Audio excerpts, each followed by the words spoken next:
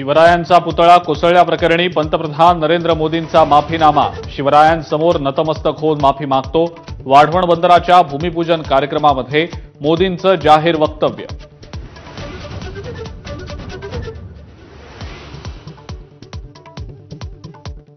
पुतळा कोसळल्याप्रकरणी महाराष्ट्र माफ करणार नाही। मोदींच्या माफीवर विरोधकांची प्रतिक्रिया।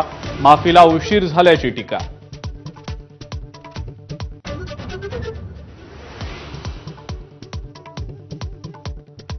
पंतप्रधान मोदींच्या हस्ते पालघरमध्ये वाढवण बंदराचं भूमिपूजन। 2019 मधल्या सरकारनं बंदराला विरोध केला। नाव न घेता उद्धव ठाकरेंवर निशाणा।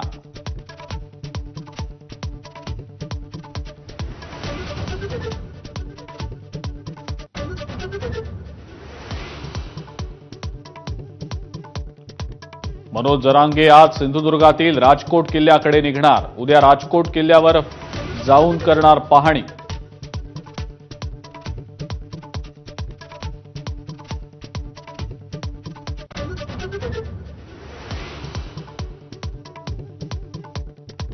भाजपकडून विधानसभा निवडणुकीसाठी रावसाहेब दानवेंच्या खांद्यावर संयोजनाची जबाबदारी। कोर कमिटी बैठकीनंतर चंद्रशेखर बावनकुळे यांची माहिती।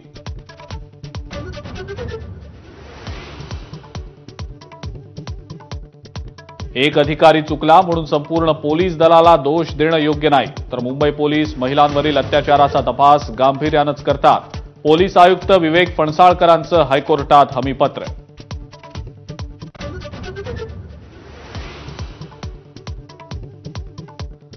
लाडकी बहीण योजनेच्या कार्यक्रमावर नागपुरात आशा सेविका बहिष्कार टाकण्याच्या तयारीत।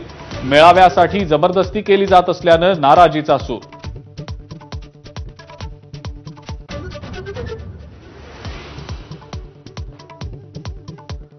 मुख्यमंत्र्यांच्या पाहणी दौऱ्यानंतर मुंबई गोवा महामार्गावरील कंत्राटदारांची रस्ते दुरुस्तीसाठी तारांबळ।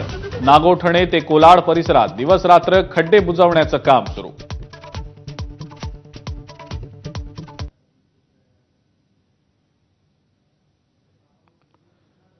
पीओपीच्या गणेश मूर्तींवर तुर्तास बंदी नाही। मुंबई हायकोर्टाचा मोठा निर्णय।